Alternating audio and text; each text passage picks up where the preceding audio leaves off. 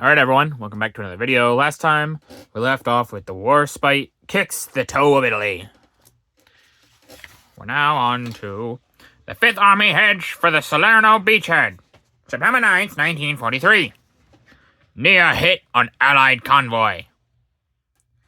Allied soldiers of Lieutenant General Mark Clark's 5th Army, heading for the shore of Italy, watch anxiously as high-flying German planes drop bombs around the invasion-bound craft. The defenders used rocket bombs, which left a trail of smoke as they descended, and exploded immediately upon contact with the water. After the landing in the face of the enemy, gunfire in which the Anglo-American forces suffered tremendous losses. What? Yeah. Okay. The 5th Army spread out along a strip of 30 miles long from the town of Salerno in the north to Agropoli in the south. Sorry about that.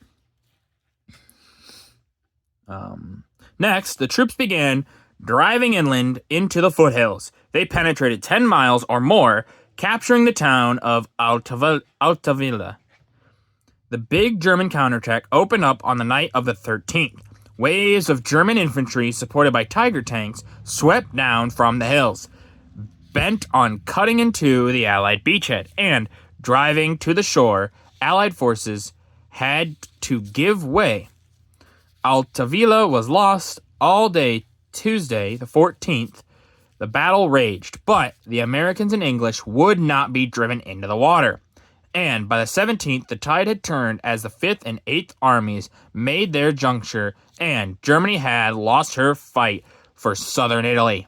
In the picture above, General Clark, that guy right there, I believe, is shown with Admiral H.K. Hewitt.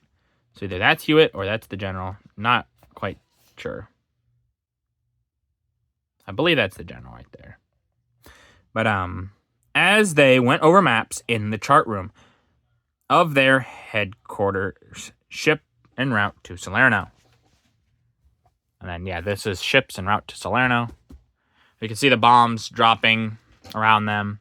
It probably is very nerve-wracking. Can you imagine just sitting there in these boats, just hoping, I hope these don't hit me. I hope these don't hit me. I hope these don't hit me. You know, one hit and your entire ship might be going, your entire ship might go down. You will probably die. It is probably a big fear for these men. Italy's fleet heads for Malta. September 10th, 1943. Italian fleet surrenders. On the morning of September 11th, Admiral Cunningham announced in an official statement that the Italian battle fleet is now anchored under the guns of Malta. After the representatives of Marshal Badoglio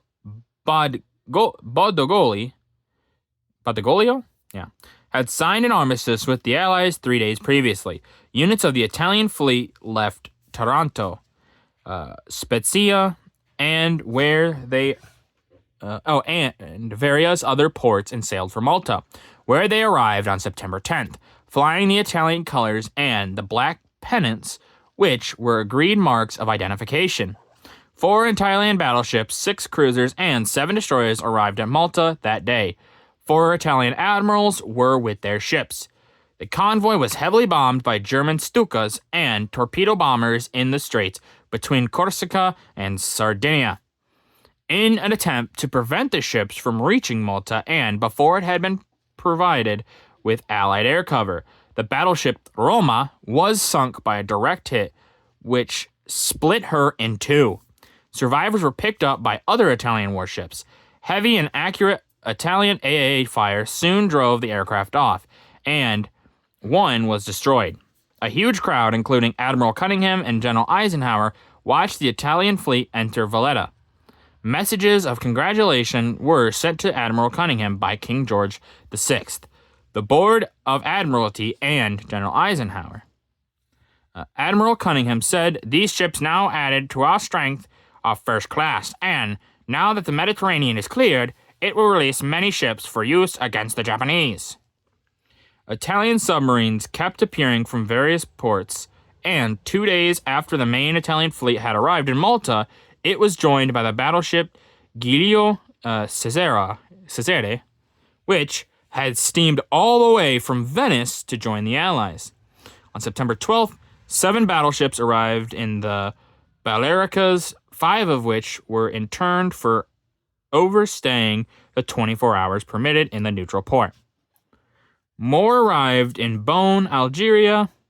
The pictures show the Italian fleet steaming towards the port of Valletta. Yeah, we can see the Italian ships. Yeah, the Italians still had a huge navy, and it was causing problems for the Allies, but not as many problems as it could have potentially. But yeah, by the time the Italians surrender, they give all these things up, things like that. But yeah, the Germans, as they just said, the Stukas, they attacked.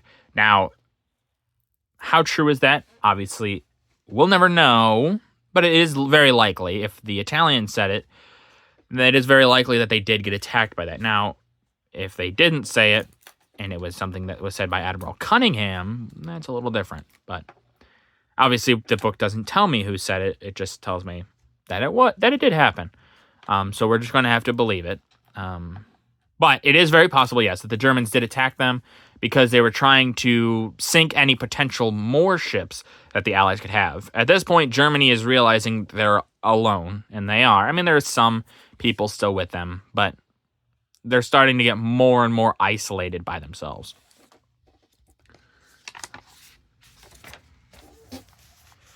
Fifth Army strengthens beachhead at Salerno. September 1943. Heavy fighting at Salerno. For several days, the struggle at Salerno continued with unabated violence. The Germans launching one... Oh, whoops, sorry, I just dropped my camera there. The Germans launching one counterattack after another in a frantic attempt to prevent the Fifth Army establishing a bridgehead and to drive them back into the sea. On September 12th, the Germans launched particularly heavy counterattacks with large tank forces supported by fierce artillery fire from well-entrenched positions on high ground overlooking the Allied bridgehead. Despite these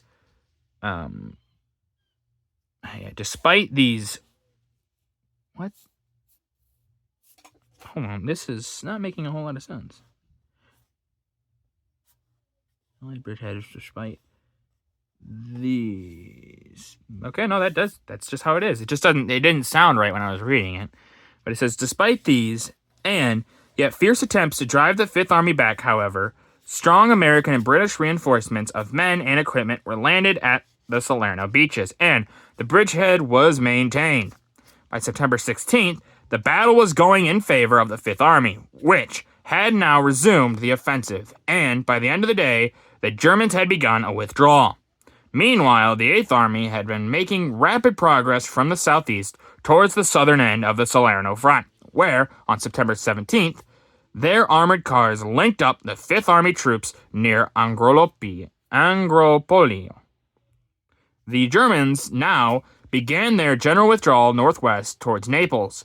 Top left, so right here, Allied soldiers guarding German prisoners at Salerno. You can see them there.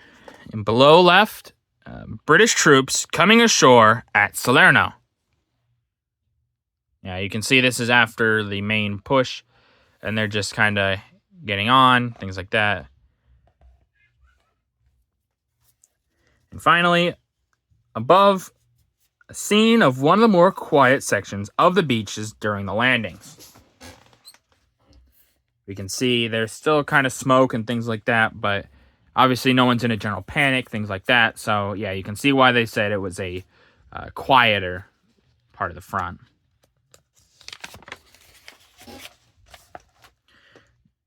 German troops free Mussolini from prison. September 1943. Mussolini released by Germans. Since the overthrow of the former Italian dictator on July 24th, he had been kept in prison in the Gran Sasso Hotel in the Abruzzi Mountains north of Rome. On September 12th, Berlin radio announced that German parachutists and armed SS men had carried out an operation for the liberation of Mussolini. The pictures on these pages show left Mussolini, right there, leaving the hotel surrounded by German parachutists, who freed him from captivity. You can see all these men. And yeah, they're going to free him, but it's not going to change anything. He's freed, but oh boy, who cares? Not the Italians. And then above, Mussolini saying goodbye to Funny Mustache Man before returning to Italy. He's probably thanking him and being in his debt, which Funny Mustache Man there probably really wants. Wants Mussolini in his debt so that he has someone who would just obey him. But Mussolini is not going to matter. His position is no longer going to mean much of anything. But with that, that's going to do it for this video. If you guys liked the video, leave a like. If you didn't, leave a comment. Tell me some things I can improve on. I really appreciate your feedback. And as always, subscribe. It really does help out the channel. Thank you.